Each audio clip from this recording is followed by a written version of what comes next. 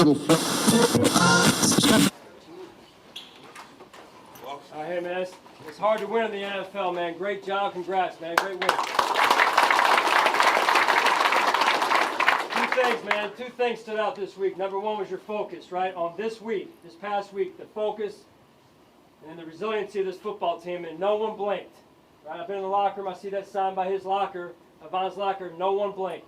Great job, man. That's big time. Great job.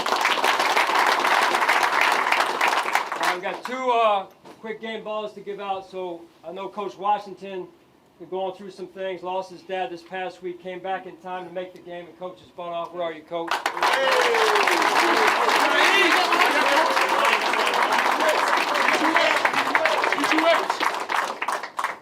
And then we got another guy, Mitch Morse, with his 100th start. 100th.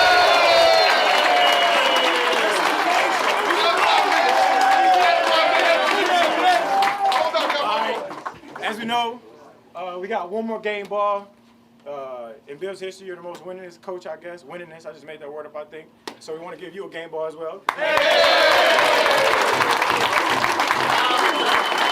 Enough said. 1, 2, 3, 1, 2, 3. Enough said right there. What a hell of a win today for the Buffalo Bills as they stomp all over the Pittsburgh Steelers and those terrible towels with a 38-3 victory. What a hell of a fucking win. But we're not here to talk about that today. That'll probably be in the next video. We're here to talk about what happened the week prior, which was week 4. So now that I'm finally getting to it, since I suck, here we are. I'm just going to get straight to the point here. I'm not going to waste any time since I already wasted enough time not making this video sooner. So Dolphins and Bengals. Now, despite the fact that the Bengals did win this game 27-15, going 2-2 and a much needed victory after starting out 1-2 and Miami being 3-0, now being 3-1. But what really came out of this game that everyone's, still talking about even past this week and this coming week and the next week, is the whole Tua Tagovailoa situation. And what happened to Tua in this game was just messed up. And it was just incompetence by, honestly, Dolphins doctors and team officials. It's incompetence by the NFL's rules, as they're always vague or teams are always trying to find a way to skimmy through this shit. And he should have never came back out in the game against the Bills on Sunday. And they said it was a quote unquote back injury. And then once Tua goes in this game, he gets hit again, comes down hard, hits his head on the turf, and his whole body seizes up and his hand seizes up. And honestly, I think for all of us is the hand motion he made when that happened. I don't think anybody can get that shit out of their fucking head. And they ended up firing the independent neurologist that looked at Tua, but then the NFL and NFLPA backed the statement for them saying they did the right thing, which of course they're going to say that because they don't want a fucking lawsuit and they want to put this under the rug like they put everything else under the rug. And like I said before, they don't give a fuck about player safety. I don't even know how the NFLPA could sit here and agree with this shit. We did an independent investigation. Go fuck yourself. This man fucking seized up on the field when he shouldn't have been playing. The whole league, the whole fucking league, every fan base, every fucking one who watched football is what I'm saying. Everybody was like, Tua shouldn't be playing this game, except for probably Dolphins fans. And honestly, them putting Tua back out there in that game against the Bills, they knew they had to do it in order to win, but it's like you're sacrificing the athlete's health by doing it. But what is Tua going to say? No, I'm not going to go back out there. Of course Tua's going to go back out there. It's just the whole situation's fucked up. But he shouldn't have been playing in this game, and he shouldn't have came back out to play in the second half against the Bills. But the Dolphins did that because they didn't have a chance beating the Bills with Teddy Bridgewater. Well, now, today, against the Jets, Teddy Bridgewater has a concussion elbow issue or something. His elbow's messed up and something about a concussion.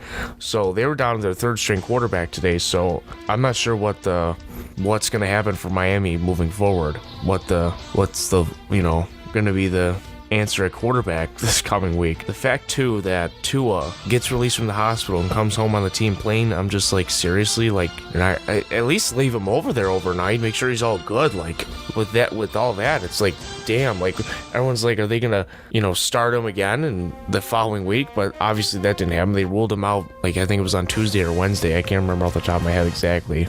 But the whole situation's messed up, and the NFL is not going to do anything to obviously be like, yeah, we fucked up. No, they're not going to be like, you know what, we messed this up. No, they're just going to say, we did an independent investigation. We did everything right. We did everything we were supposed to do. Blah, blah, blah, blah. Shut the fuck up. You guys don't care at all about fucking player safety. The only thing you motherfuckers care about is making money, especially off of poor bastards like me that love this game and are just sucked into it. Regardless, the whole situation's fucked up and Tua shouldn't have played. Period. I don't care. And then Miami fans want to be like, oh, well, they're blaming our whole organization. Well, yeah, your organization brought him back out in the second half. So, yeah, everyone's going to be like, that's on you. Because it is partly on your organization. And then Mike McDaniel's like, I'm not going to do anything to put a player at harm. Bro, you put him back out in that game against Buffalo in the fucking heat. And then you play him Thursday night, 3 nights later, against Cincinnati. What the fuck did you think was going to happen, idiot? You're a fucking idiot. I'm not going to put anyone out there to get hurt. Well, you did.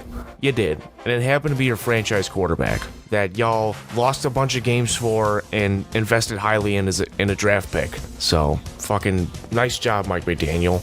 Nice fucking job. I don't really want to get much into this game because it's just like, it's not even important. But what I will at least point out the stats just for the hell of it. Before Tua got hurt, he was 8 of 14 for 110 yards and 1 interception. Teddy Bridgewater coming in, playing for relieving Tua, was 14 of 23 for 193, 1 touchdown, 1 interception.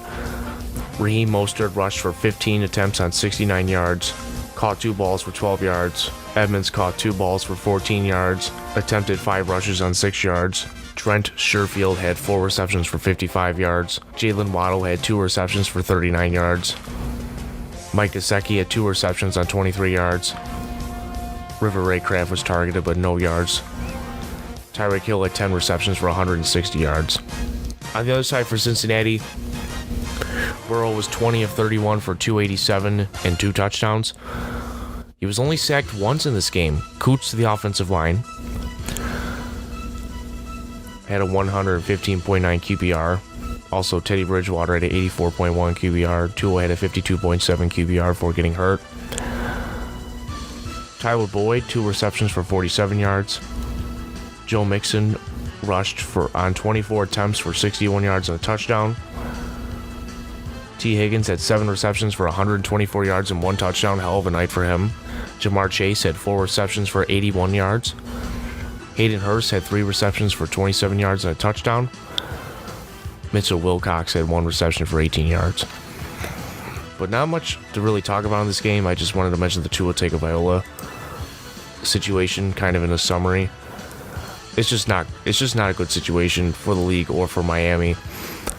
And you know, it'll be certainly important to watch Tua's health going forward, and you know, hopefully he gets better, because I know he's a division rival, but obviously you don't want him to, you know, suffer brain damage, and no one wants that. So obviously hope the best for Tua there. It's just a whole messed up situation by this incompetent league. I'm just being honest. Next game was Cleveland and Atlanta, and Cleveland honestly should have won this game. I don't know how they lose this game. You're playing the Atlanta Falcons, and I understand, you know, you don't have Deshaun Watson as your quarterback right now, but you're playing the Atlanta Falcons. Come on, Cleveland. Come on. Jacoby Brissett was 21 of 35 for 234, 1 interception, QBR of 68. Not a good day for Jacoby Brissett. I mean, he did have 234 yards, but he had that 1 interception, and it wasn't a great day offensively for Cleveland because of the fact that they couldn't get it done. I mean, this game was mostly field goals, with the exception of a Nick Chubb 28-yard rushing touchdown and a Cordero Patterson 13-yard rushing touchdown. I mean, Jacoby Brissett did have a rushing touchdown, but just talking about his passing stats, that it doesn't look good. Other than that, though, it was really just field goals. Younghoe Koo, 30-yard field goal. Cade York, 29-yard field goal. Cade York, 45-yard field goal. Younghoe Koo, 21-yard field goal. Younghoe Koo, 45-yard field goal. I mean, nothing really important here, if I'm just being honest. I mean, this was a barn burner. But it should have been an easy win for Cleveland, and they couldn't capitalize and they couldn't finish, as they were stuck taking the field goals instead of, you know, getting the touchdowns.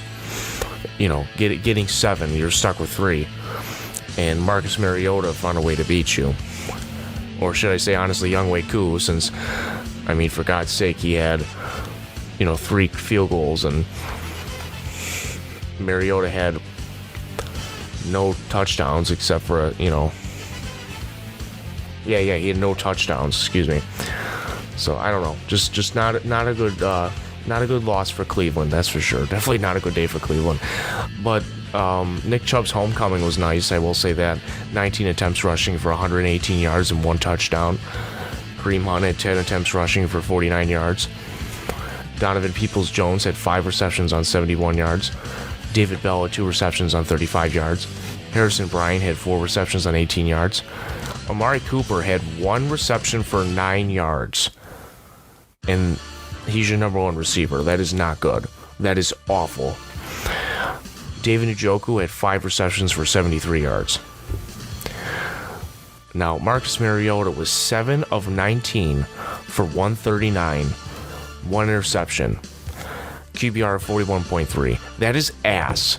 That is fucking ass. That's like Justin Fields. Like, that's borderline like Justin Fields. Like, that's not a good passing stat line. And Cleveland found a way to lose to that. Tyler Algier had 10 attempts rushing for 84 yards. He had 1 reception for 20 yards. Caleb Huntley had 10 attempts rushing for 56 yards and a touchdown. Cordell Patterson had 9 attempts rushing for 38 yards and a touchdown. Avery Williams had 1 attempt rushing for 21 yards. A lot of running for the Atlanta Falcons.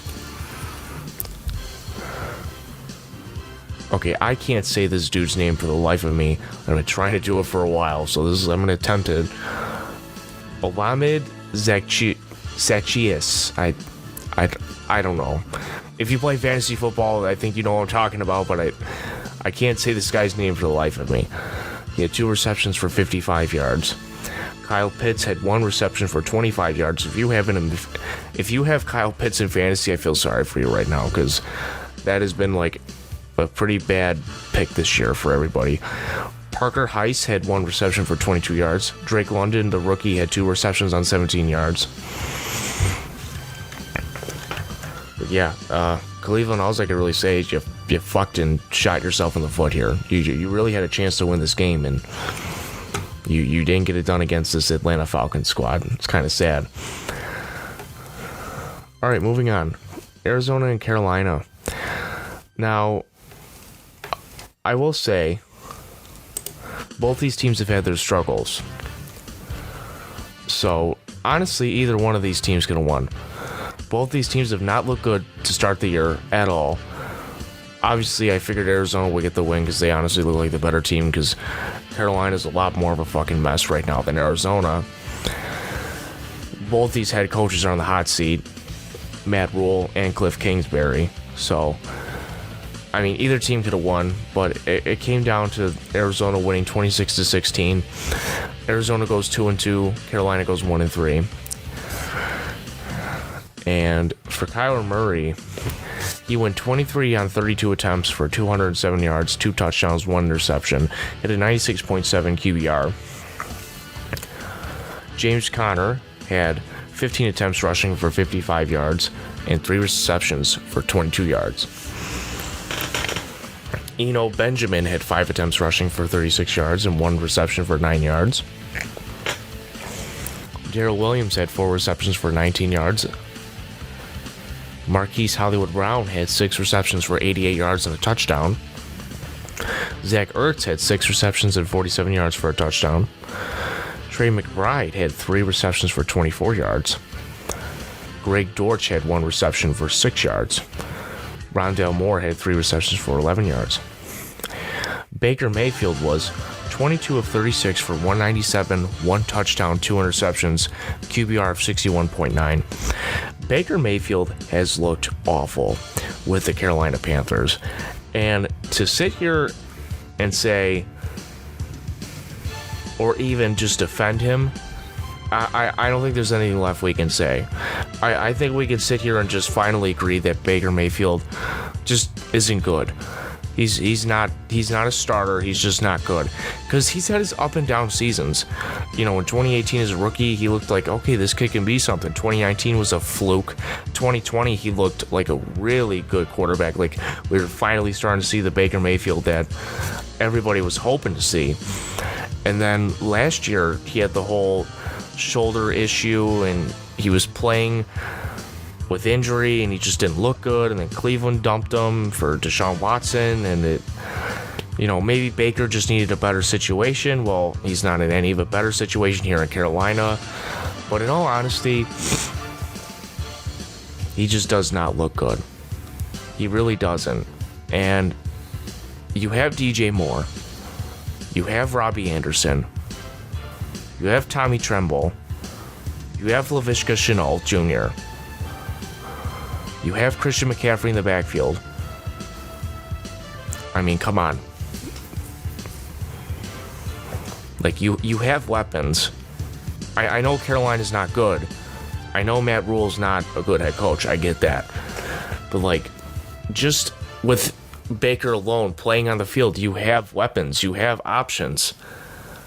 I don't think Baker is a long-term answer anywhere. I don't think this guy was worth a first overall pick. Certainly not compared to like what Allen's doing. Shit, you could even say Lamar Jackson. You know, we all came into this 2018 draft, and I think, you know, considering just how polarizing Allen was and how polarizing Lamar Jackson was, nobody wanted him, but everyone was talking about Darnold and Baker and Rosen, myself included. And despite how everybody felt, you know, they ended up flip-flopping. You know, everyone said Allen and Lamar wouldn't be good, and Baker and Darnold and Rosen would be good, and it's flip-flopped.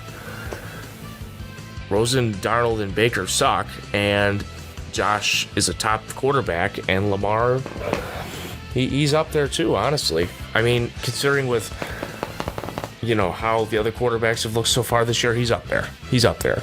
And like I said, I know that there are a lot of people that love Lamar. I'm not big on Lamar. I will say that. I wasn't. I never have been. Like I've always said, he's a freak of an athlete. I just think when it comes down to a pure passing situation, he's not that good. I really don't think he is.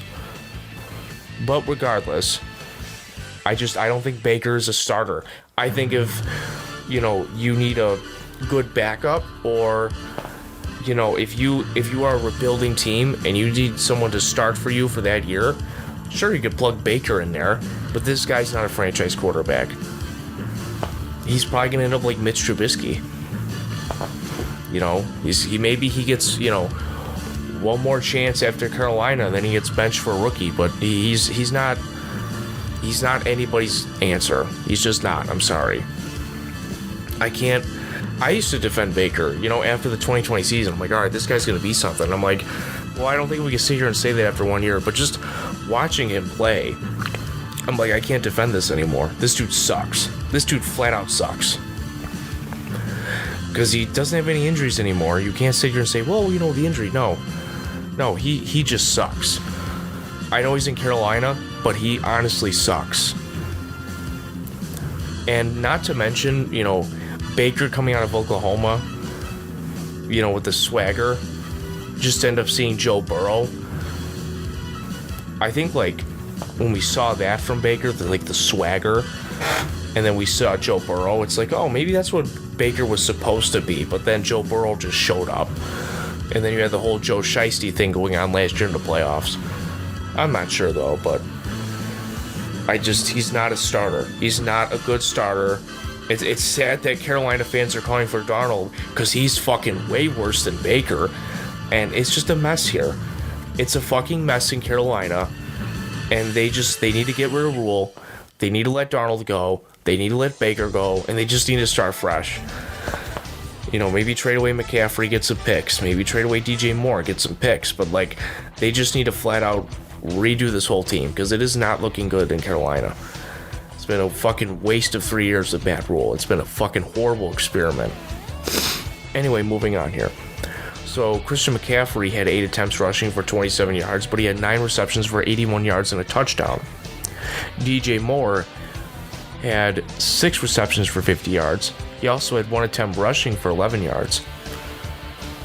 Tommy Tremble had 3 receptions for 34 yards. Robbie Anderson had 3 receptions for 26 yards. Laviska Shenault was targeted, but... Wait, no, he was not targeted, excuse me. He attempted a rushing attempt, but it didn't go anywhere. So, yeah. I'm not sure what the future is for the Carolina Panthers, but they just need to flat out redo their whole team. And also, too, even with, like, Cliff Kingsbury, I don't think anybody knows what to think of Cliff Kingsbury because he's been so hot and cold and hot and cold. But, like, normally he has a great first half of the season, and then his second half, his whole team looks like shit and he collapses, but this year his team just looks like shit. So, if Cliff Kingsbury can't get this team into the playoffs, he's gone. Like, he's fired. Like, he might as well go back to fucking Texas Tech or wherever he was in college, because, like, I don't know. This guy just, nothing's going right for him. But maybe when DeAndre Hopkins comes back, maybe they'll look better. He is coming back in week 7. But this team this team ain't it right now for Arizona. It's just not. And, you know, it's just not looking good for either team right now. It's a mess. It's a mess. Tennessee playing the Colts in AFC South matchup. Oh boy. I totally did not watch this game because why the fuck would you want to waste your time watching an AFC South game? I mean, look at Houston and Jacksonville today. Jesus Christ. This is the worst division of football. And I will continue to sit here and say it's the worst division of football. Because ever since I started watching football, with the exception of the Colts, when they had Peyton Manning, when they had Andrew Luck, this other than that, I mean, this fucking division's been ass. It's been horrible. So, Tennessee comes to town to play Indy, and the thing that's crazy about Indianapolis is they can't beat Jacksonville in Jacksonville, and they can't beat Tennessee in their own home building. For whatever reason that is, I'm not sure. But what I do know is that is catastrophic for your franchise. If you can't beat your division opponents, it's not only going to fuck your record, but when it comes time for December, and let's say you're in a fucking hunt for a playoff spot alongside your division teams, and you can't beat your division teams, you're not getting in. You're not going to get in the dance. Frank Reich, as far as I'm concerned, he's gone. So is Chris Ballard. Because other than, I will say, Chris Ballard did draft Quentin Nelson and Shaquille Leonard. He did draft Michael Pittman. And I will say Kwity Paye doesn't look bad. But not being able to get a quarterback, you know, whether it's finding the right one in free agency or trade or drafting a quarterback, honestly, they should have just drafted one. But regardless, he had all the draft capital. He had a lot of money over the years to spend and get this shit right. And this team just can't get right. There were so many years the Colts had like were in top 5 or even top 3 for, you know, how much money they have to spend in free agency, and they just wouldn't spend it. They just wouldn't do it. So, as far as I'm concerned, the Colts are going to clean house at the end of the season. Matt Ryan's going to be gone. I don't know. This is another team that needs to just blow it up and restart, because otherwise Indy's just going to have a bunch of 8-9, 9-8 seasons and constantly going through quarterbacks over and over and over again. And why the fuck would you want to do that? You know, since Andrew Luck got hurt, you start Scott Tolzien, then you go back to Andrew Luck, then you have Jacoby Brissett, then you have Phillip Rivers, then Carson Wentz, now Matt Ryan. You're fucking beating a dead horse here. Like, you need to find an answer at quarterback. It's ridiculous. It's fucking ridiculous. I thought Frank Reich was better than this. And it's disappointing. You know, being a Bills fan, I love Frank Reich. You know, backup quarterback, best comeback, or largest comeback in playoff history. Of course I love Frank Reich. It's just like, I didn't expect him to be like this bad. I mean, he was a strong offensive coordinator in Philly. Maybe that's all this guy is. You know, there are guys who can't be head coaches, but they could be really good coordinators. So, I'm not saying Frank Reich can't go get another, offensive coordinator job. He probably definitely can. But it's just disappointing to see just how far this Colts team has fallen. Because if these Colts teams had Andrew Luck, still, they probably wouldn't be in this position. They'd probably be battling it out for the division with Tennessee the last couple years, or even winning the division. I don't know. It's just crazy. It's just absolutely crazy. But they lost 24-17 against Tennessee. So after this, Indy goes 1-2-1. Tennessee goes 2-2. Matt Ryan is 27 of 37 for 356 yards, 2 touchdowns, 1 interception. He's also sacked 3 times, QBR of 109.7. I will say this about Matt Ryan. Despite this is a good stat line, but Matt Ryan looks horrible. I've said it before in conversations I've had. Definitely said it on here before, but he looks horrible. This guy looks horrible. And my God, did Atlanta trade him at the right time? Sure, Atlanta takes on like 30 million in dead cap, but they move on at the right time for Matt Ryan, and they get a 3rd-round pick for it.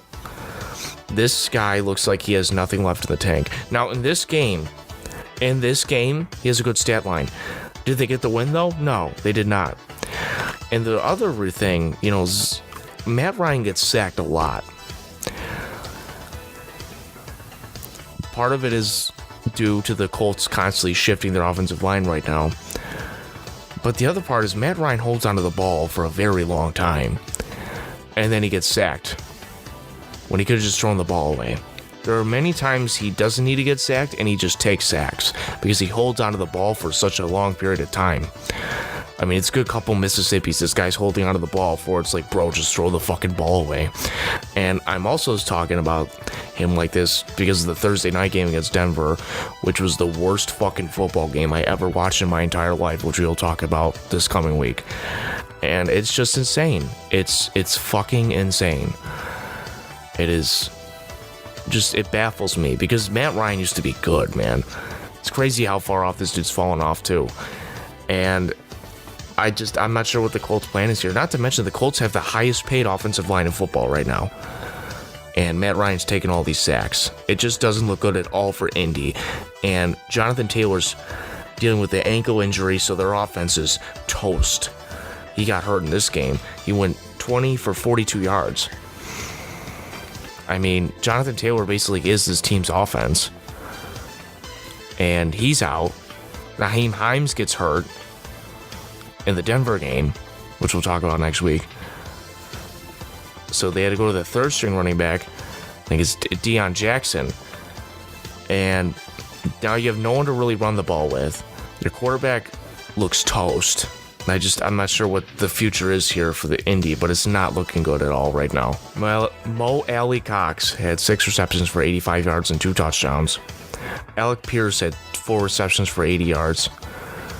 Kylene Granson had 4 receptions for 62 yards. Paris Campbell had 4 receptions for 43 yards. Jelani Woods had 1 reception for 33 yards. Michael Pittman Jr. had 3 receptions for 31 yards.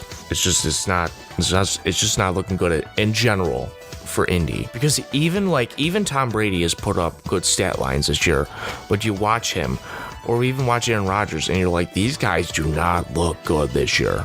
Like, they actually look human now, and it's sad to see, watching these guys as you grow up, but at the same time, it's bound to happen.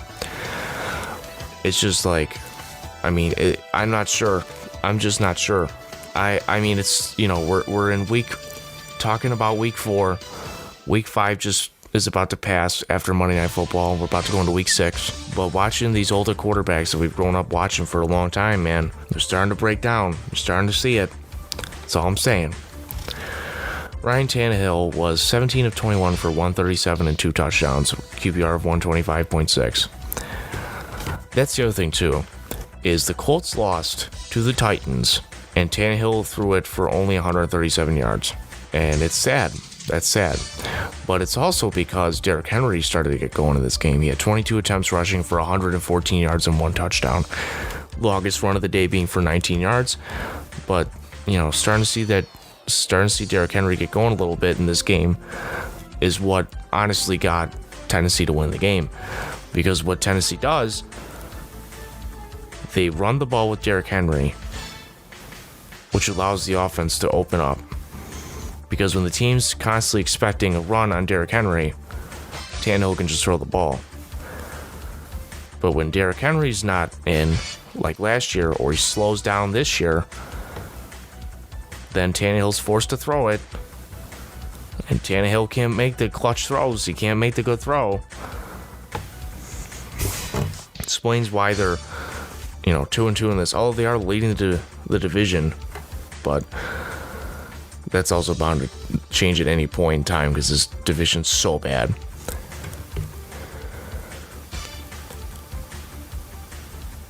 Derrick Henry also had 3 receptions for 33 yards. Treylon Burks, the rookie, had 2 receptions for 14 yards. This guy was supposed to be the A.J. Brown replacement. This guy is not A.J. Brown. Not A.J. Brown whatsoever. I mean, this guy is nowhere near A.J. Brown. He's not. And all the teams that traded away their top receiver this year are suffering for it. It's a self-inflicted wound. Green Bay losing Adams. Tennessee losing A.J. Brown. Those are just 2 examples right there. These teams hurt without their number 1 wide receiver. Kansas City, I mean, they still have Travis Kelce. But I'm sure if Travis Kelce wasn't with Kansas City, or he retired or something, I'm sure Kansas City would run into their own problems too. But they also have Pat Mahomes, so probably not. Who knows? But most of these teams that have traded away the receiver has been a self-inflicting wound. It has not panned out for the team that traded away with their receiver. The teams gaining the receivers, A.J. Brown's helped the Eagles. Now, if Devontae Adams could get something going with the Raiders, it'd help, but the Raiders look like shit right now. But this guy does not look anything like A.J. Brown. You can't just plug a guy in like that. Like, Tennessee's trying really hard to be New England, like, we do not rebuild, we reload. And it's like, bro, come on. Robert Woods has 4 receptions for 30 yards. Dontrell Hilliard had 4 receptions for 18 yards. Austin Hooper had 1 reception for 4 yards. Jacozy Okunowu, I don't even think I said the name right, 3 receptions for 38 yards and a touchdown. Robert Woods did have a touchdown. But, I mean, even with Matt Ryan's stat line in this game, he threw for 356, could have won the game. And they still didn't get it done. They just didn't, they just didn't look good. And in the whole 4th quarter, there was no scoring. What's going on here? The whole 4th quarter, no scoring. Come on, guys. Come on. Washington playing Dallas. Not a good game for the Commanders. Not a bad game for the Cowboys. Not a great game. Not a bad game, though. Cooper Rush is keeping the Cowboys in... How should I say this? Cooper Rush is keeping the Cowboys in it this year. And, I mean, I guess you could sit here and say in the hunt if you want to. Although it's October, it's still early to be talking about playoffs. But, I mean, we were all like, this is Dallas' season already if Dak's out. Because they did not look good at all in week 1. But the fact that Dallas' defense is playing really, really good with Micah Parsons looking like the next coming of what everyone's saying is Lawrence Taylor. I mean, the dude's insane. And DeMarcus Lawrence playing, and he looks rejuvenated. I mean, the Dallas defense is keeping opposing offenses off the field, and Cooper Rush is just doing enough to win them the game. Not to mention they're using Zeke and Tony Pollard, and they're not only rushing the ball more, but they're also chewing the clock. It's a smart way to do it, honestly. How long can they keep this up for? I'm not sure. They did beat the Rams. Cowboys are 4-1, and this is 3-1. But I don't know how much longer they can sustain that until Dak Prescott comes back. But hey, kudos to them for staying in it, honestly. Cooper Rush was 15 of 27 for 223 and 2 touchdowns. He had 1 of 7.5 QPR.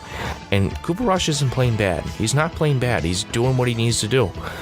And hats off to him.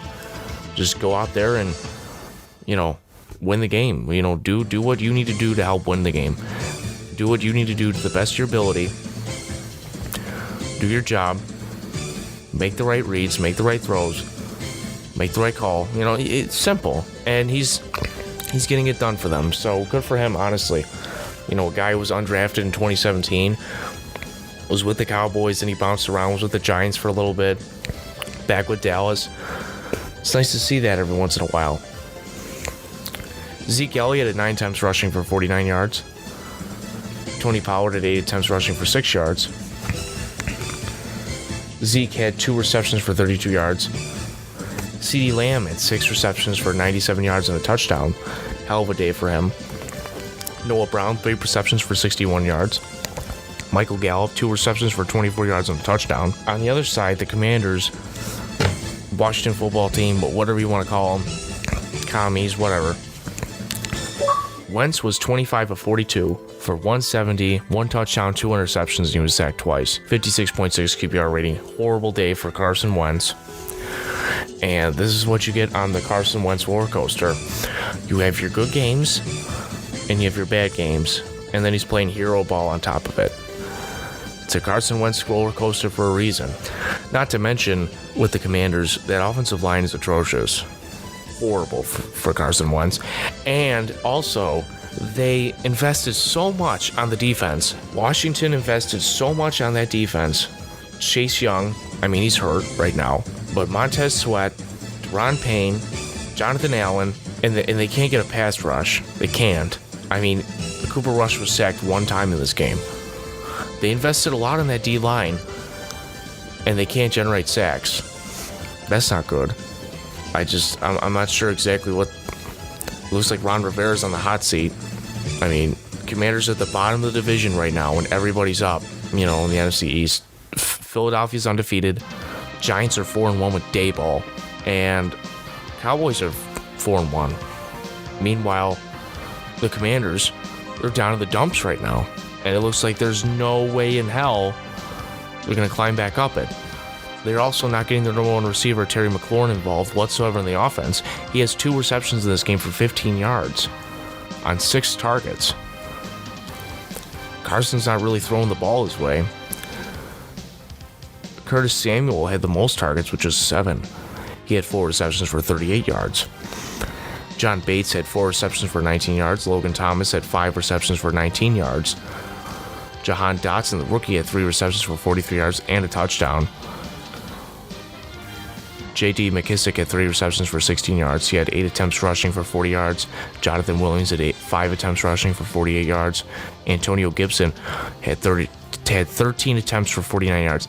You know, Antonio Gibson looked like he was an up-and-coming guy in this league. Like, oh, this guy's going to be something. Kind of like with Damian Harris in New England.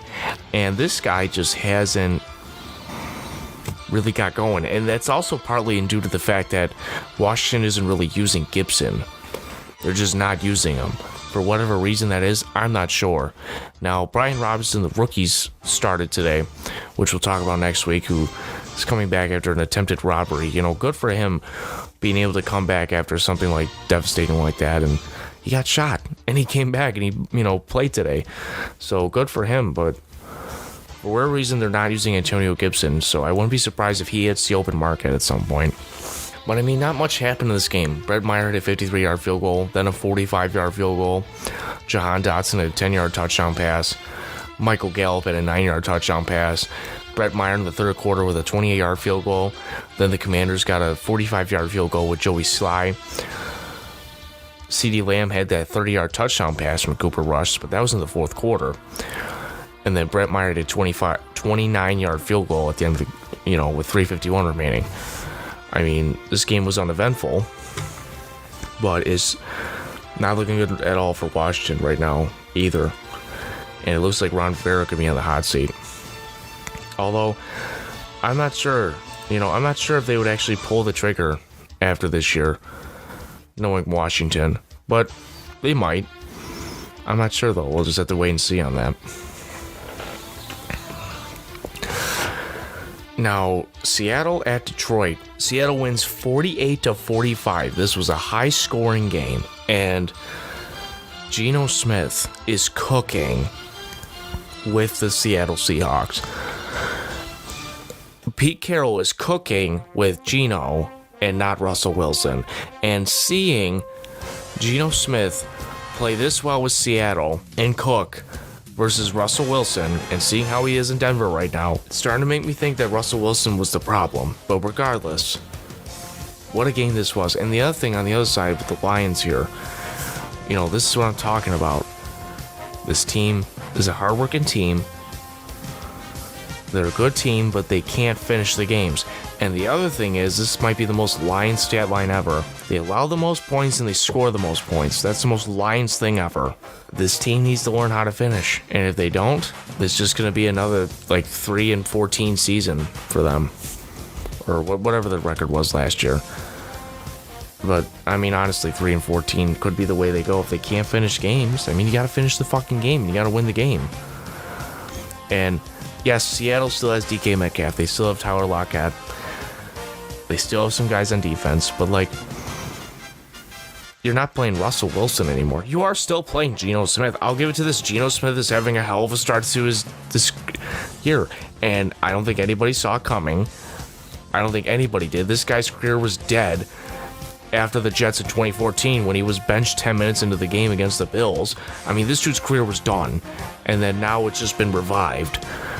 Cooch to Geno again, but oh my, it's just crazy. It's crazy. It's probably the most Lions thing ever to not finish this game and then you lose to Geno Smith too. But like I said, Geno Smith's having a hell of a start to the year. So he was 23 of 30 for 320 yards and 2 touchdowns, QBR of 132.6. Good day for Geno Smith. Rashad Penny had 17 attempts rushing for 151 yards and 2 touchdowns. So not only were they slinging the ball, they were rushing the ball efficiently too. So what a fucking day for the Seattle Seahawks offense. Kenneth Walker III had 8 attempts rushing for 29 yards. DK Metcalf had 7 receptions for 149 yards. Tyler Lockett had 6 receptions for 91 yards.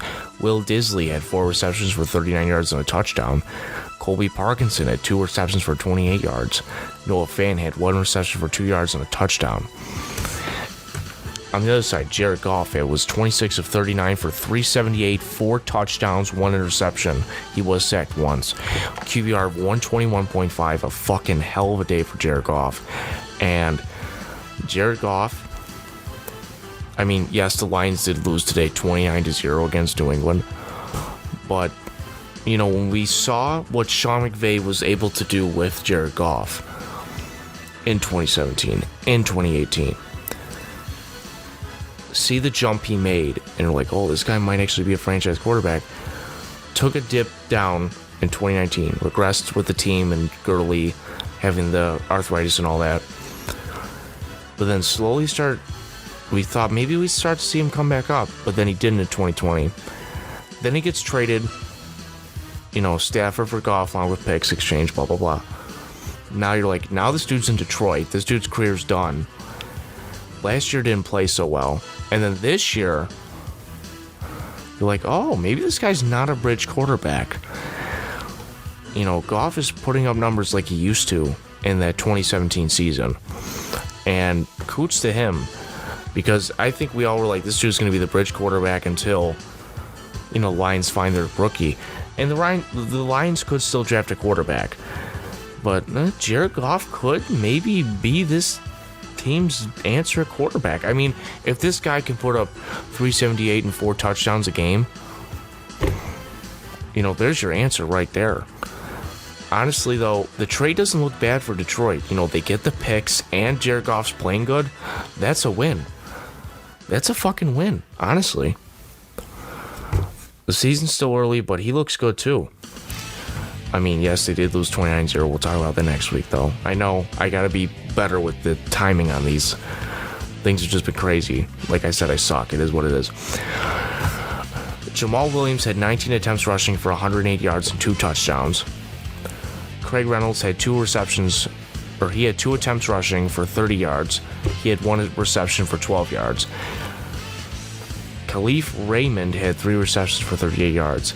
Justin Jackson had 2 receptions for 4 yards. TJ Hawkinson, 8 receptions, 179 yards, 2 touchdowns. Fucking hell of a day for the tight end. Josh Reynolds, 7 receptions for 81 yards and a touchdown. Tom Kennedy, 3 receptions for 54 yards. I mean, this was back and forth. I mean, hell of a fucking game. Hell of a fucking game. It started with a Will Disley 17-yard touchdown pass.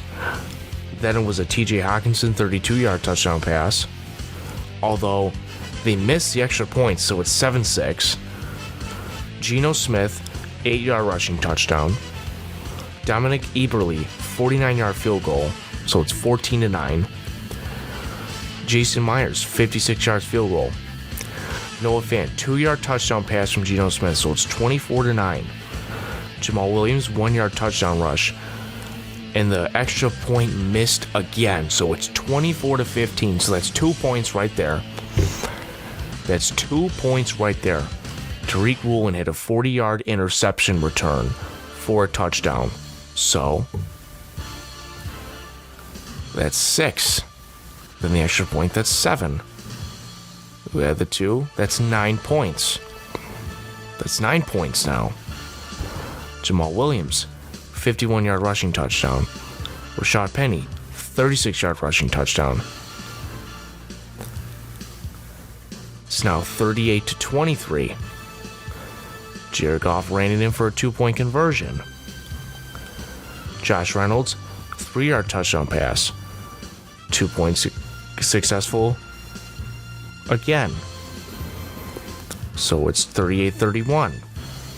Jason Myers, 25-yard field goal. TJ Hawkinson, 4-yard touchdown pass from Jared Goff. Extra point is good. It's now 41-38. Seattle. Rashad Penny, 41-yard rushing touchdown. With a minute 6 remaining, Justin Jackson, 2-yard touchdown pass from Jared Goff. Extra point is good. 48-45 with a minute 6 remaining. This whole time, the Lions were chasing Seattle. The entire time, they were chasing the Seattle Seahawks. This team has to finish. You gotta make the extra points. You gotta not allow turnovers. You gotta be able to do the right shit and finish the fucking game. You can't do that, you're not gonna win the game. Those mistakes cost points on the board, like we talked about in week 3 against Miami with the Bills. So you lost the game. Gotta do better, Detroit. Come on now.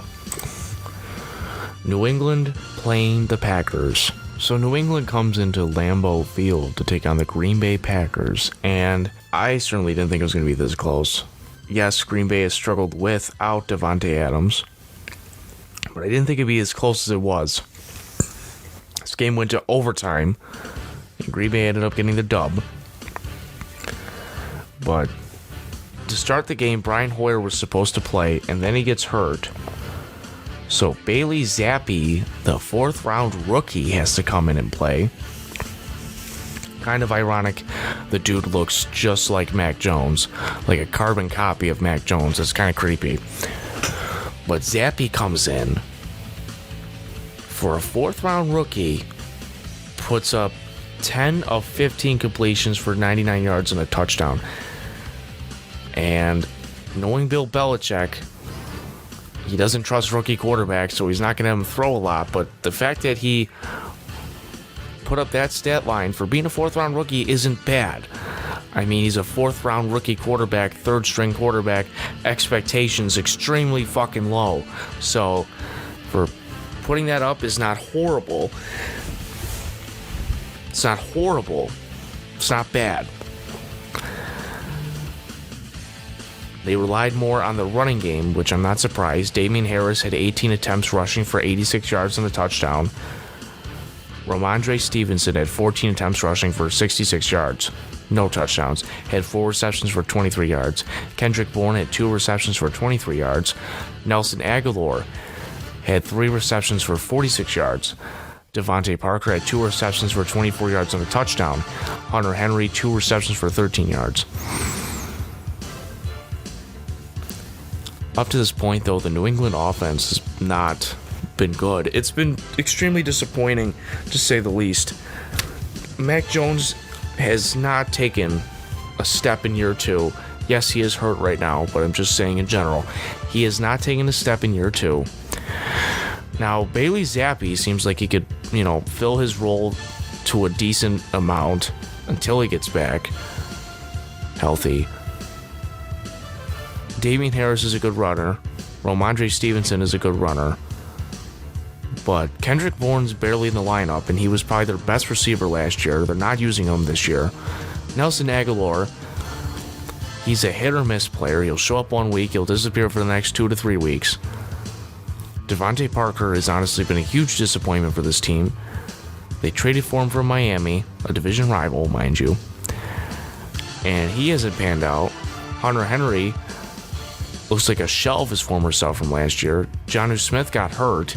He didn't play in this game, and he doesn't look good either. I'm not sure exactly what the goal was for New England, but I'll tell you what, I think we can all say we agree we were right that having Matt Patricia and Joe Judge call an offense is a horrible idea, and it's not working for them.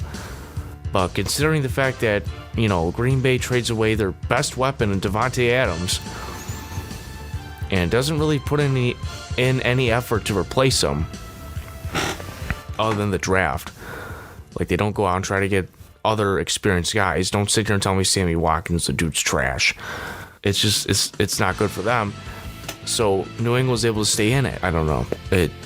I will say, in this game, Rodgers was 21 of 35 for 251, 2 touchdowns, 1 interception. He was sacked once. He does have Aaron Jones and A.J. Dillon. He has 2 running backs. And Allen Lazard had a day. But outside of Allen Lazard, maybe Romeo Doubs becomes something. I mean, the kid doesn't look bad. But Randall Cobb is old. Robert Tunyon's not doing much yet this year. Christian Watson does not look that good right now. So I'm not sure exactly what your plan is here going forward. And Amari Rodgers, the rookie, or from last year, or maybe it was 2 years ago, he hasn't showed up. I don't know what happened to him. So I'm not sure exactly what the Packers' plan is at receiver long term. But Aaron Jones had 16 attempts rushing for 110 yards. A.J. Dillon had 17 attempts rushing for 73 yards.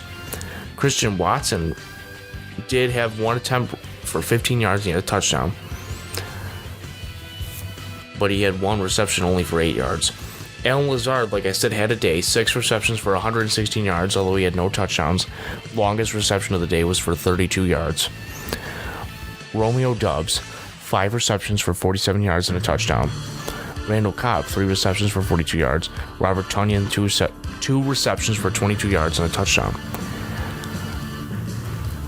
Like I said, these teams trading away their number 1 receiver in the offseason has been a self-inflicting wound, and it certainly has been for Green Bay because they cannot generate anything on offense.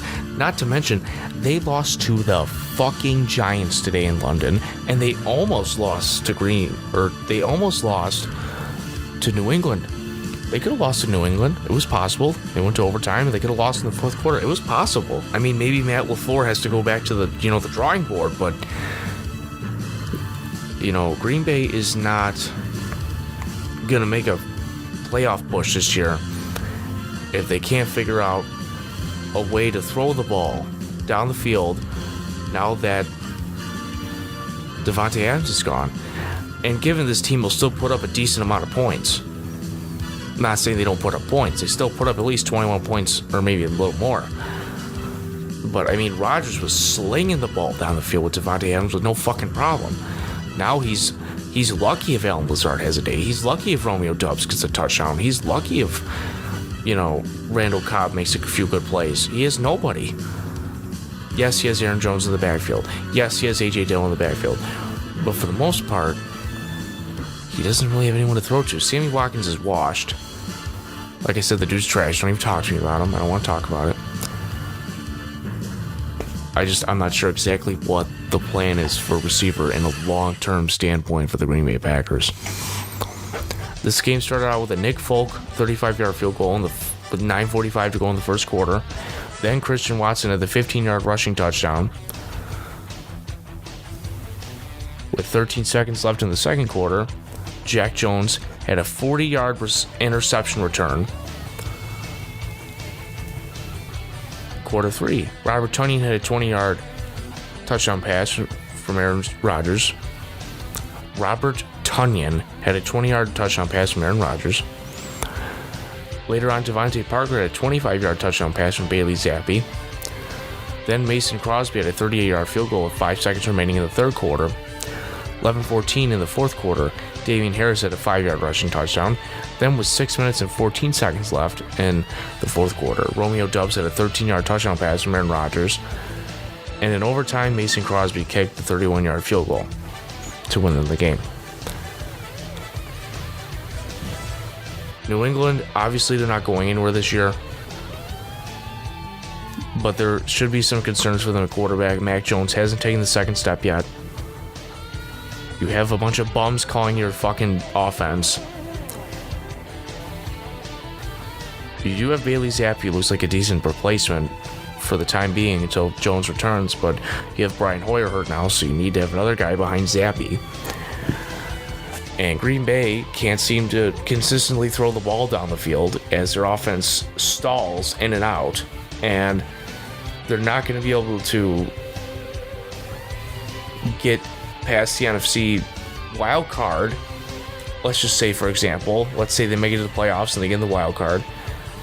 You're not going to make it to the wild card round at all.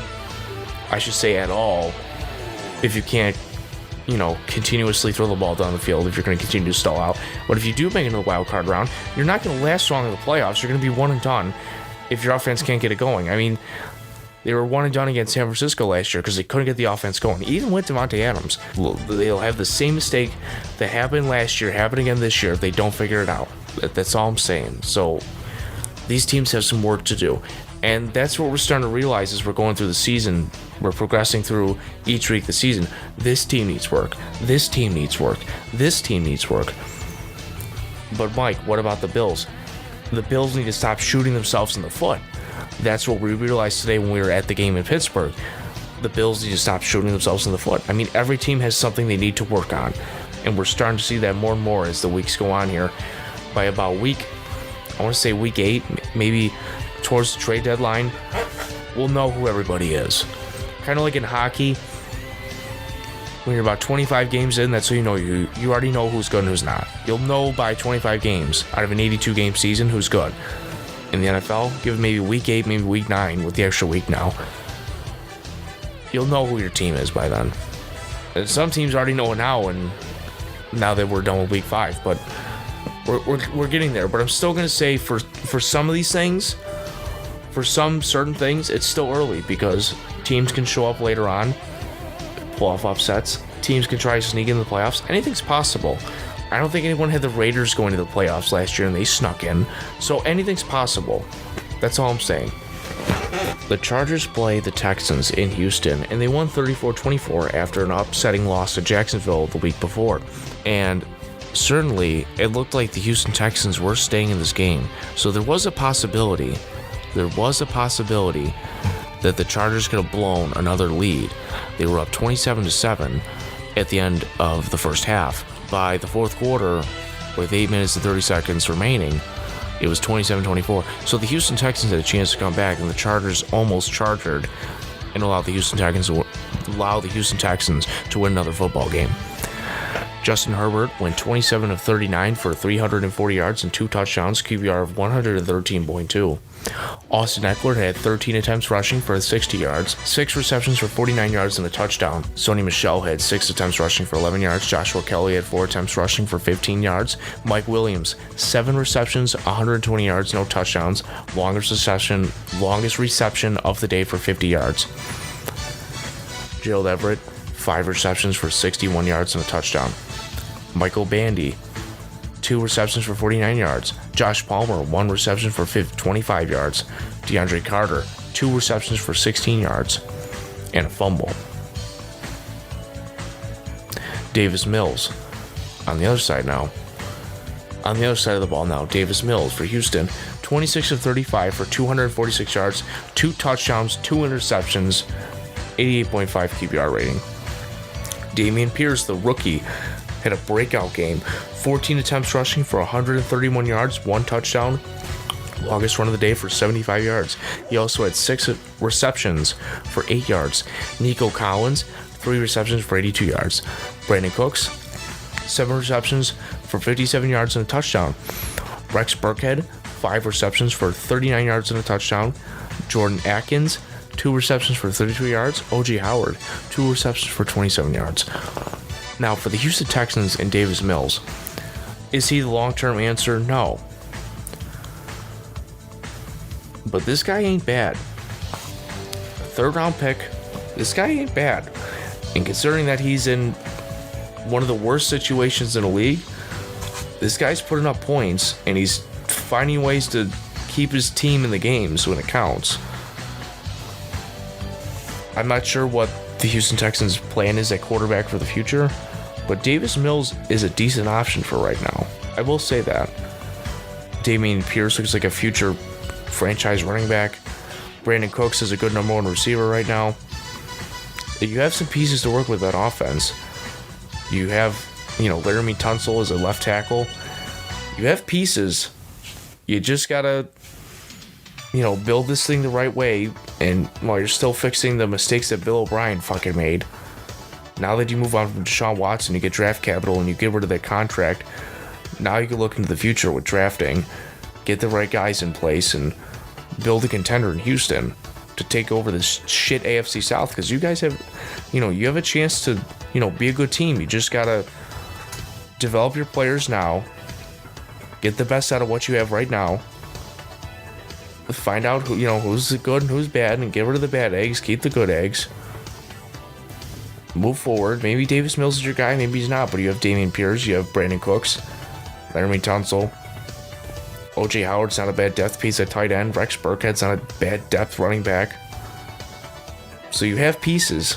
You just gotta, continue to work through the growing pains of rebuilding and grind that shit out, and eventually, draft the right guys, and hopefully you can get some free agents in once your team starts improving, and eventually you'll be back up the ladder where you're supposed to be. Saints playing the Vikings in London, 9:30 a.m. time, and considering that Kirk Cousins didn't play on prime time or Monday, whether it's Monday Night Football, Thursday Night Football, or Sunday Night Football, the Vikings got the W. How about that? How about that?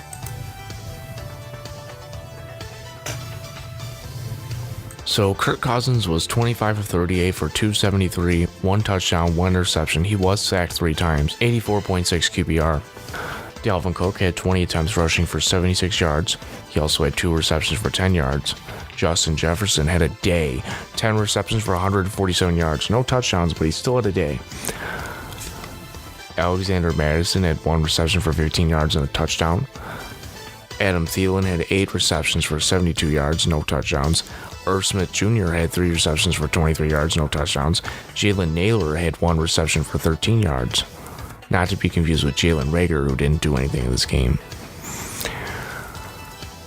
KJ Osborne had 1 reception for 6 yards. On the other side, Andy Dalton played for the Jameis Winston, who was out. He was injured, he wasn't playing, and when he played while injured, he wasn't playing well, so there was no point in playing him. So Andy Dalton comes in as the backup, getting the start. Now out of a shitty situation in Chicago, he has 20 attempts for 28. He has 20 completions of 28 attempts for 236 yards and 1 touchdown. Was sacked twice, but he had a QBR of 108.6. Not bad at all for Andy Dalton coming off the bench. Latavius Murray had 11 attempts rushing for 57 yards and a touchdown. He was claimed by the Broncos after this game. He was signed off the practice squad right after this game. Sunday he's a Saint, Thursday he was a Bronco. Crazy shit. That's how the NFL works, though. Mark Ingram had 10 attempts rushing for 30 yards. He had 3 receptions for 13 yards. Kamara did not play in this game. Taysom Hill had he had 5 attempts rushing for 21 yards and a touchdown. Chris Olave had 4 receptions for 67 yards and a touchdown. Marquez Callaway had 3 receptions for 53 yards and a touchdown. Jawan Johnson had 3 receptions for 33 yards, no touchdown. Adam Trotman had 3 receptions for 37 yards, no touchdown. Traquan Smith, 1 reception for 18 yards. Michael Thomas was out. Jarvis Landry had 2 receptions for 7 yards. Honestly, Jarvis Landry's been kind of disappointing with the Saints, but he's also old, so I guess I can't sit here and expect too much high expectations, but Landry has not looked good. He looks like he's regressed, to be honest with you. He looks like he's regressed. Michael Thomas is hurt again. Who knows? Maybe we could see Chris Olave end up being the number 1 receiver if Michael Thomas can't stay healthy. Maybe they move on from Michael Thomas. If you can't stay healthy, you can't stay healthy. It is what it is. You can't keep someone on the field if they can't stay healthy. You can't keep someone on your team if they're never going to be out there because they can't stay healthy. I mean, come on now. But Kevin O'Connell gets the win for his team and the Vikings. They're 3-1 after this game. Saints are 1-3 after this game. So it starts off with the Alexander Madison 15-yard touchdown pass from Kirk Cousins. Then it's a Chris Olave 4-yard touchdown pass from Andy Dalton. So it's a tie game. 1:04 remaining in the second quarter. Greg Joseph 28-yard field goal. Then with 0 time remaining, clock spot at 0 before the half, Greg Joseph gets another field goal for 36 yards. It's 13-7 Minnesota. Then in the third quarter, Greg Joseph has a 24-yard field goal with 9:23 remaining. With 3:49 remaining in the third quarter, Latavius Murray's a 1-yard touchdown. In the fourth quarter, with 14:14 to go, Greg Joseph 46-yard field goal. 9:29 remaining in the fourth quarter, Taysom Hill 2-yard rushing touchdown. 2-point conversion is successful. 4:15 remaining in the fourth quarter, Vikings Justin Jefferson 3-yard rushing touchdown, but the extra point failed, so it's 25-22 New Orleans, or 25-22 Minnesota. Jesus Christ. 25-22 Minnesota. With 1:51 remaining with the Saints, Will Lutz hits a 60-yard field goal, which tied 25-25. And then with 24 seconds remaining, Greg Joseph hits a 47-yard field goal for the win. Ball game. That's got to be painful if you're a Saints fan. Not to mention all the losses in the playoffs when they had Drew Brees against the Vikings and now this. It's just got to be painful being a fucking Saints fan. Giants at Bears. This was a fucking waste of time of a game. This was a fucking barn burner. 20-12. Giants get the win. 3-1 in this game. Bears are 2-2. The Giants are a shit team, but because Brian Daboll is a good head coach and Joe Shane is good with player personnel coming from the Bills, they have a winning record right now. The only reason the Giants have a winning record is because they have good coaching. And you can't tell me otherwise. You can't. Because last year they had just about the goddamn same personnel and they had different coaches. They had Joe Judge out there and they looked horrible. They look horrid. Or they looked horrid. And not only that, but it's insulting for Chicago. Daniel Jones gets hurt in this game. Then Tyrod Taylor comes in, he gets hurt. So Saquon Barkley has to finish the game in a wildcat formation. And he's basically the fucking QB. That's gotta be embarrassing if you're a Bears fan. Also, Justin Fields. Justin Fields looks like shit. Justin Fields does not look good. And I was pretty high on Justin Fields coming in, just alone on his athletic ability from the draft. But then when I saw he went to Chicago, I was like, oh, this is not going to work. This is not going to work. I mean, this guy can't throw the ball. He can run, but he honestly, literally can't throw the ball. And he doesn't have anyone on offense to throw the ball to. And he has no one on offense to protect him while he's trying to throw the ball. So I don't understand really how this man's supposed to succeed, but at the same time, it's like, you can't throw the ball, bro. Like, you just can't. He went 11 completions of 22 attempts for 174, QBR of 76.7, and he was sacked 6 times. I mean, the Chicago offense is a recipe for disaster. He has no time to throw the ball, no one to throw the ball to, and he can't throw the ball. Like, what the fuck? Khalil Herbert, the backup running back, 19 attempts rushing for 77 yards, 1 reception for 24 yards. Tristan Ebner, 6 attempts rushing for 20 yards, 2 attempts receiving for 8 yards. Darnell Mooney, 4 receptions for 94 yards, no touchdowns. Trayvon Wesco, 1 reception for 23 yards, no touchdowns. Cole Kmet, 3 receptions for 16 yards, no touchdowns. Equanimous St. Brown, he had 9 yards on 0 receptions. Yeah, I'm reading that right.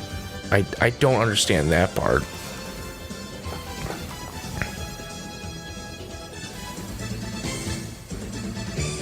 It says he was targeted 2 times on Pro Football Reference for 0 receptions and 9 yards. I don't know. That's just what it's saying. I don't get it. Whatever. It's just, I don't know. Then Dante Pettis had no receptions either. But, like, I'm just saying, like, look at these guys he's trying to throw to. With the exception of Darnell Mooney, Trayvon Wesco, Cole Kmet, Equanimous St. Brown, Amer Schmitz Marset, Dante Pettis.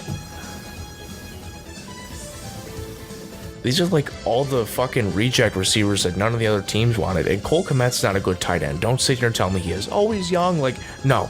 Cole Kmet is not a good tight end whatsoever. The dude could barely catch. He sucks at running routes. He can't block. The dude's not a good tight end. He's just not a good tight end. On the other side, Daniel Jones was 8 of 13 for 71 yards before he got hurt. Then Tyrod Taylor was 1 of 3 for 11 yards and an interception before he got hurt.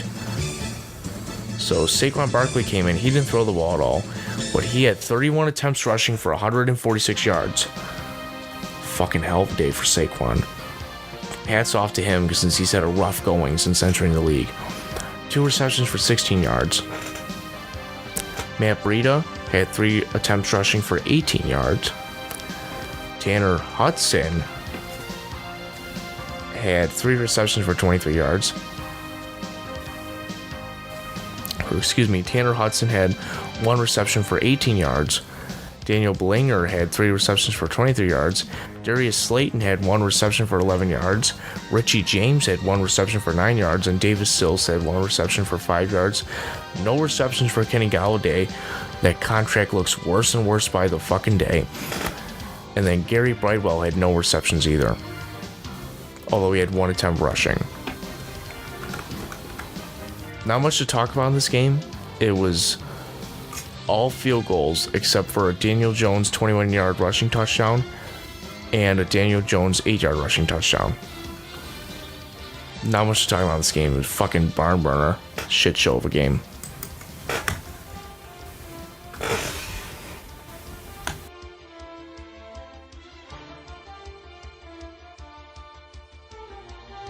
So Jacksonville comes to town to play the Philadelphia Eagles, a homecoming for Doug Peterson, who helped the Eagles win a Super Bowl in 2017 against Tom Brady with a backup quarterback in Big Dick Nick Foles. We all remember that Super Bowl well. So Philadelphia gets a win 29-21. It was a close game, and the one thing I've been noticing with the Eagles, I saw this online, I've been reading through some stuff. The Eagles, I'm hearing, have a hard time in the second half when it comes to offense. They get going in the first half on offense, but in the second half, their offense stalls out. They did get a lucky win in Arizona, so they win this game 4-0, and then they're 5-0. We'll talk about that game this week as well. This team's dominant on defense, and they're good on offense in the first half. They just need to be just as good in the second half on offense. But other than that, this team has been pretty good, and I don't think anyone saw Jalen Hurts making the jump he's made this year. But it didn't start good for Philadelphia, I will say that. But the problem I'm noticing in general this season is in the first quarter, they have a strong offense. In the second quarter, or in the first half, their offense is strong. In the second half, their offense can't finish. But the defense is able to bail them out. I mean, we'll see how true or how much that holds up going through the rest of the year, but we'll see. But I still think the Eagles are honestly the best team in the NFC right now. And I mean, they are undefeated, given they didn't have a good game against Arizona. And it was a close one against Jacksonville, but they still look like the best team in the NFC right now. Bucks don't look that great this year. Packers don't look that great this year. Rams don't look that great this year compared to how they all looked last year. So the NFC's up for grabs by just about anybody. And I think the Eagles have a good shot to do it this year. So Jalen Hurts went 16 of 25 for 204 yards, no touchdowns and an interception. He had 16 attempts rushing for 38 yards and a rushing touchdown, though. He did have a fumble. Miles Sanders was 27 of 134 for 2 touchdowns. He also had 2 receptions for 22 touchdowns. Trey Sermon, who was claimed off waivers by the Eagles from the 49ers, had 2 attempts rushing for 19 yards. Kenneth Gainwell had 5 attempts rushing for 19 yards and a touchdown.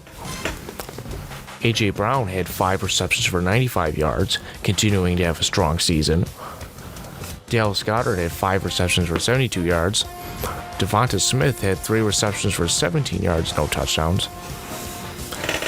On the other side, Trevor Lawrence was 11 of 23 for 174, 2 touchdowns and interception, 84.3 QBR. Hurts had a 72.7 QBR. Quarterbacks didn't have a great day with throwing the ball, but Hurts had a good day, I'd say, rushing the ball. He had a touchdown in that. But yeah, not a good day for Trevor Lawrence. It was certainly not good for him since he got sacked 4 times against that dominant Eagles defense. Travis Etienne had 8 attempts rushing for 32 yards. James Robinson had 8 attempts rushing for 29 yards, so none of them could get the running game going. Christian Kirk had 2 receptions for 60 yards. Jamal Agnew had 4 receptions for 50 yards and 2 touchdowns, somebody that Urban Meyer used a lot last year. Dan Arnold had 1 reception for 26 yards. Jermichael Hasty had 2 receptions for 22 yards. Evan Ingram had 1 reception for 16 yards. Marvin Jones had a target, but no receptions. The game started off with Andre Sisco having a 59-yard interception return for Jacksonville, so it was 7-0 in the first quarter. Then Jamal Agnew had a 4-yard touchdown pass from Trevor Lawrence, so it was 14-0. Not a good start for the Eagles, but then Jalen Hurts had a 3-yard rushing touchdown, so it's 14-7, with the extra point being good by Jake Elliott. Then, with 3:55 to go in the second quarter, Miles Sanders 10-yard rushing touchdown, Jake Elliott extra point good, 14-14. Kenneth Gainwell 10-yard rushing touchdown, but this time the Jake Elliott extra point failed, so it's 14-20 Philadelphia. Then with 13:42 to go in the fourth quarter, Jake Elliott kicks a 28-yard field goal. It's 23-14 Philadelphia. Then 8:49 with the Eagles, it's Miles Sanders' 5-yard rushing touchdown, but the pass failed, so the 2 points no good, so it's 29-14 Eagles. Then with 7:19 to go in the fourth quarter, Jamal Agnew had an 8-yard touchdown pass from Trevor Lawrence. Kick was good by Riley Patterson, so it's 29-21 Philadelphia, and then that was it. Nobody else scored. But the Jaguars did have a chance to come back in this game. They didn't. But, you know, with that Eagles dominant defense, Trevor Lawrence having no time to throw the ball, running game going to get going, it was a recipe for disaster. And it was an easy win for the Eagles at the end of the day. Despite a horrible start, being down 14-0 at the end of the first quarter, they scored 20 unanswered in the second quarter. Nothing got scored in the third quarter. Eagles had the 9 points in the fourth quarter. Then Jacksonville the 1 touchdowns late in the game in the fourth quarter with garbage time, basically. Jets playing the Steelers, and Zach Wilson's return and debut into his second season as the New York Jets starting quarterback. He was 18 of 36 for 252 yards, 1 touchdown, 2 interceptions for a 59 QBR. That is awful. That is awful. 18 of 36 for 252, 1 touchdown, 2 interceptions, QBR is 59. That is not good. That is not good. No. I will say he threw for 252 yards, but the 1 touchdown, 2 interceptions, that's not good. That's not good. and he was sacked once. But I will say, you have Breece Hall running it. You also have Michael Carter. The Jets do have other ways to score, and their defense got better, so they do have ways to score, even if Zach Wilson fucks up.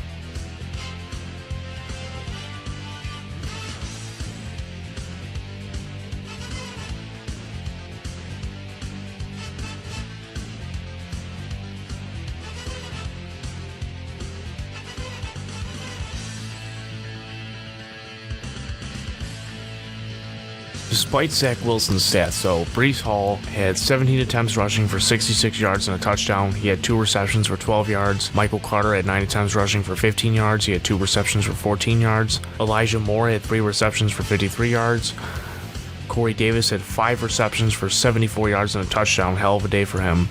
Tyler Conklin had 3 receptions for 52 yards, and Garrett Wilson had 2 receptions for 41 yards. Mitch Trubisky, on the other side of the ball here for the Steelers, Mitch Trubisky is 7 of 13 for 84 yards, 1 interception. He was sacked 3 times.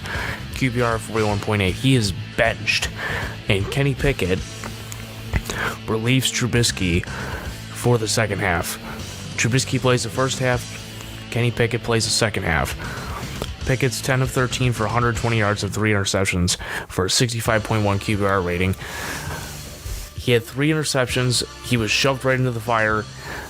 Not that great of a day for Kenny Pickett, but he certainly gave the offense a spark that they certainly needed, and they weren't getting with Mitch Trubisky. I still don't know if it's the right call to put Kenny Pickett in right as he's about to play Buffalo and Tampa Bay and the Eagles. But that's what they decided to do. I mean, I guess if you're going to test a rookie, you're going to put him up against the best. That's one way to do it, but I mean, you had an easier schedule to start out. Excuse me. You had an easier schedule to start with. Instead, you're throwing Kenny Pickett in the fire here against the Jets defense that got better this year, and a Bills defense in which the Bills whooped the Steelers. And, you know, now you got to play Tampa Bay and Philadelphia, etc. I mean, the Steelers might just win 4 games this year at most. I mean, they're not going to win that many games. You guys are in a rebuild. Pittsburgh Steelers are in a rebuild, and a lot of fans, I think, just don't want to admit it because Mike Tomlin's never had a season below 500, and the Pittsburgh Steelers, they've never really been a bad team. Their franchise has always had success, whether it was with Mean Joe Green in the 70s, or you had Ben Roethlisberger at the start of his career. You had the days with Bill Cowher. You know, you could even say all these coaches, honestly, Chuck Noll or Bill Cowher or Mike Tomlin. I mean, they've always had success in this franchise. It's just kind of odd to see the Steelers not playing well. But even then, you know, you're still going to take the game seriously because it's the Pittsburgh Steelers and they're a good brand. They're just a good brand. Najee Harris was 18 attempts for 74 yards. Jaylen Warren was 3 attempts for 18 yards and a touchdown. Oh, wait, no. Jaylen Warren had 3 attempts for 18 yards rushing. Deontay Johnson had 2 receptions for 11 yards. Not a good day for him at all. Couldn't get anything going. I will say, though, the rookie George Pickens, the minute Kenny Pickett came in, he started throwing to Pickens. He had 6 receptions for 102 yards. Pat Freiermuth had 7 receptions for 85 yards.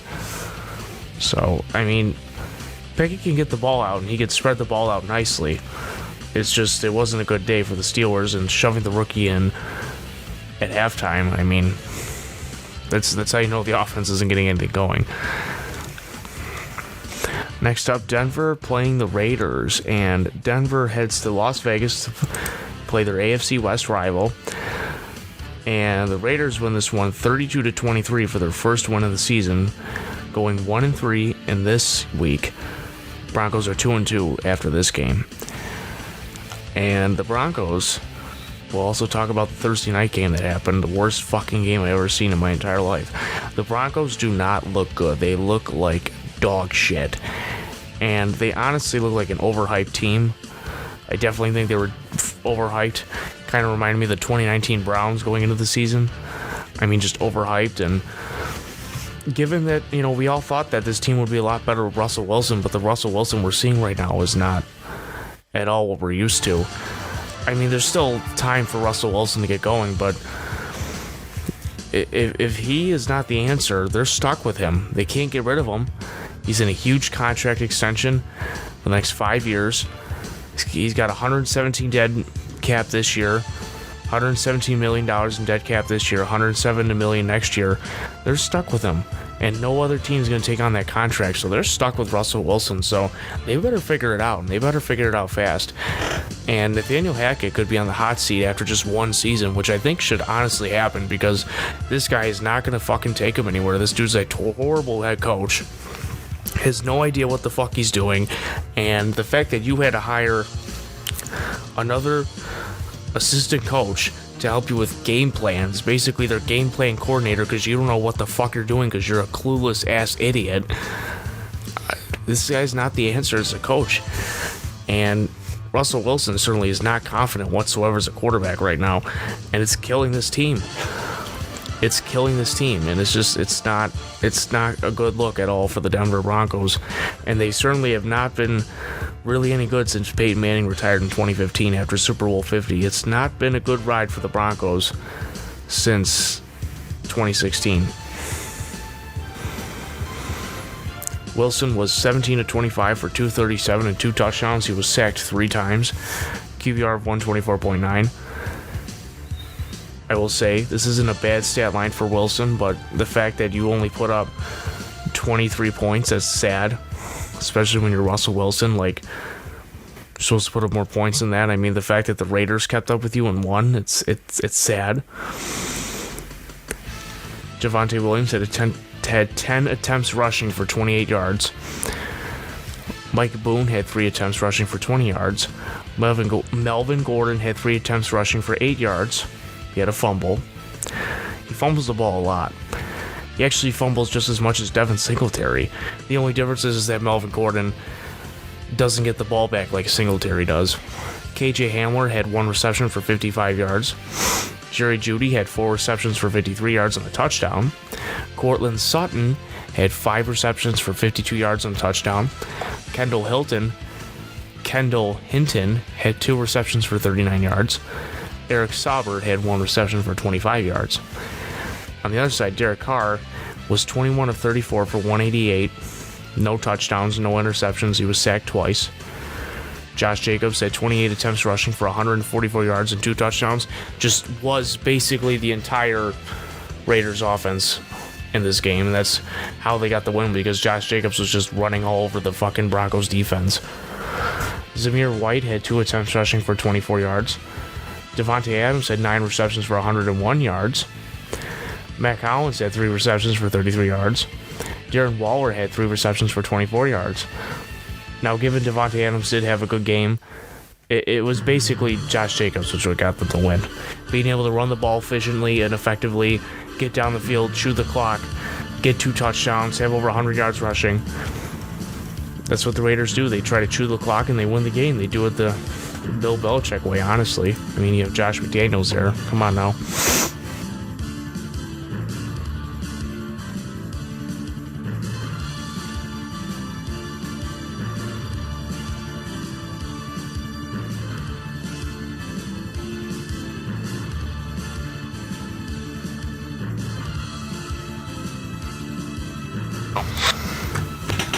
So, Kansas City goes to Tampa Bay to play the Buccaneers, a rematch from Super Bowl 55 that was played back on February 7th, 2021, where Tampa Bay won 31-9 against the Kansas City Chiefs.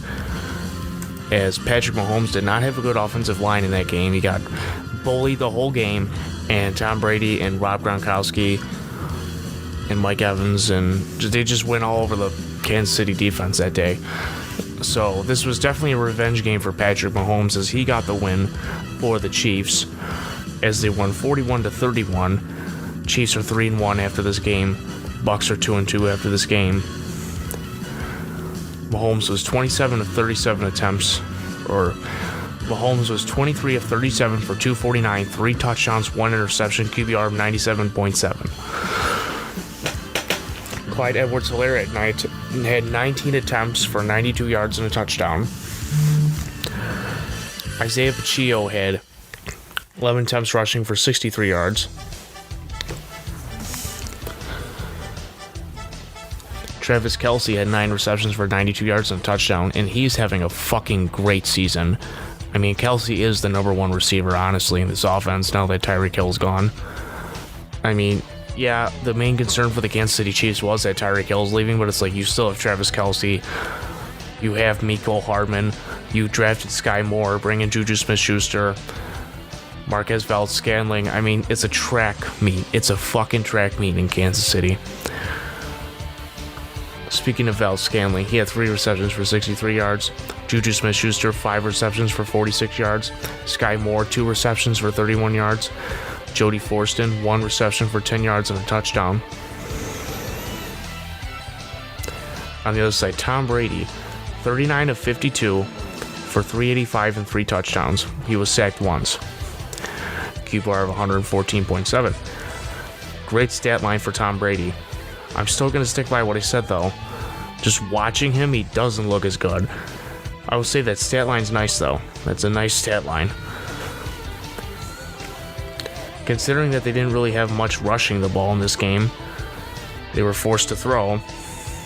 The fact that you're stuck using Brady, now you got to throw the ball.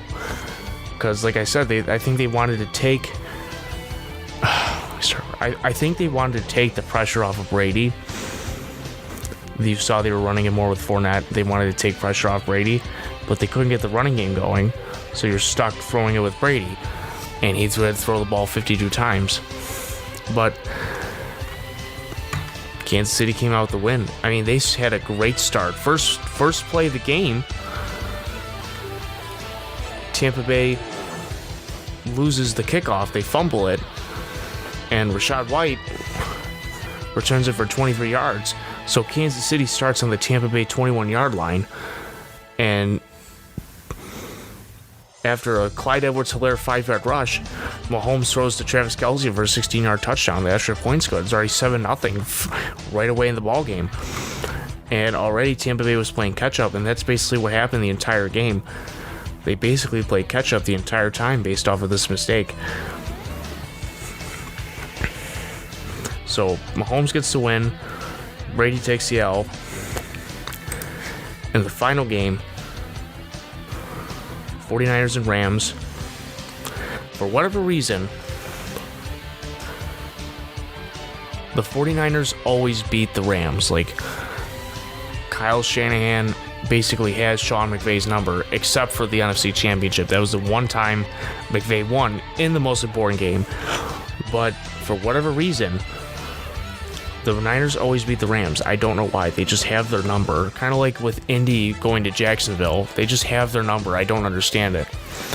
But this game wasn't anything crazy, at least for the Rams. They only had 9 points. In the first 3 quarters, they had just 3 field goals. They had no offense, really. Their offense, honestly, is depressing this year. I mean, they still have Cooper Kupp, but Matt Stafford doesn't look that good this year. He's been dealing with that elbow and everything else. They definitely miss OBJ. They're still trying to get him to come back. Allen Robinson hasn't done anything up to this point. A huge disappointment this year, and a huge disappointment in fantasy. I'm not sure exactly what the Rams need to do here to fix it, but if they don't get OBJ, they're definitely not going to go back to the playoffs if they keep playing like this on offense. Because you're not going to win games like this. What, you score 3 field goals, no touchdowns? You're not going to win the game. Absolutely not. Stafford was 32 of 48 for 254 and an interception. Darrell Henderson, 7 attempts rushing for 27 yards. Cam Akers, 8 attempts rushing for 13 yards. And these guys were supposed to be Todd Gurley's replacement. Now, if you remember, Todd Gurley, he ran all over the field. He was the superstar for the Rams. He was the fucking go-to guy. And then the arthritis happened. They draft Henderson as his replacement. Then they draft Akers the following year. These guys haven't gotten really much going this year. I'm not sure exactly what the plan is moving forward for the running backs in LA, because Akers and Henderson haven't been anything that special. So I wouldn't be surprised if in the offseason they look to grab somebody big. Brandon Powell had 1 attempt rushing for 11 yards. Cooper Kupp had a nice day, despite not getting a touchdown. 14 receptions on 19 targets for 122 yards. Tyler Higbee, 10 receptions for 73 yards on 14 targets. Ben Skowronek, I think that's how you say his name, 2 receptions for 33 yards. Allen Robinson, 2 receptions for 70 yards. For whatever reason, I don't know why Matthew Stafford won't throw the ball to Allen Robinson. I don't know if it's because he's still new in the offense, not making the right route decisions or the right reads. I don't know. Just, it's not going well for Allen Robinson with the Rams. And it's kind of frustrating to see for him, considering that he finally has a good quarterback and he's just not getting the ball. Got to be frustrating for Allen Robinson. On the other side, Jimmy Garoppolo hits 16 completions for 27 attempts. Had 16 completions of 27 attempts for 239 yards and a touchdown. QPR of 100.7. Jeff Wilson, 18 attempts rushing for 74 yards and a touchdown. Deebo Samuel had a nice day. 6 receptions for 115 yards and a touchdown. Brandon Ayuk, 4 receptions for 37 yards. George Kittle, 2 receptions for 24 yards. Jawan Jennings, 2 receptions for 22 yards. But the Rams, they're continuing to struggle on offense here. And 49ers didn't have to do much to win the game. They just had to stop them on offense and run the ball with their offense, with Jeff Wilson, chew the clock, and keep the game close and win it. I mean, it's honestly an easy win if you're Kyle Shanahan. Didn't have to do too much here. Given the 49ers should have done more than just 24 points, but they really keep the Rams off the field, and it was an ugly game for the Rams, and they took advantage of it and won. Obviously, we already talked about the Bills game, so we're all set there. This has been the Week 4 Roundtable. I know I'm late on it, but hopefully you still watch it. If not, I understand. We're going to talk about the Bills-Steelers recap in the next video. Then we're going to do the Week 5 Roundtable this week, and we're going to be talking about the Sabres this week as they have their season opener on Thursday. So that should be a fun game against the Ottawa Senators. So until the next video, hopefully you guys watch till the end. I will see you then. And as always, go Bills. Go Sabres. Keep it locked in here on the Slack and American Sports Podcast. Thank you.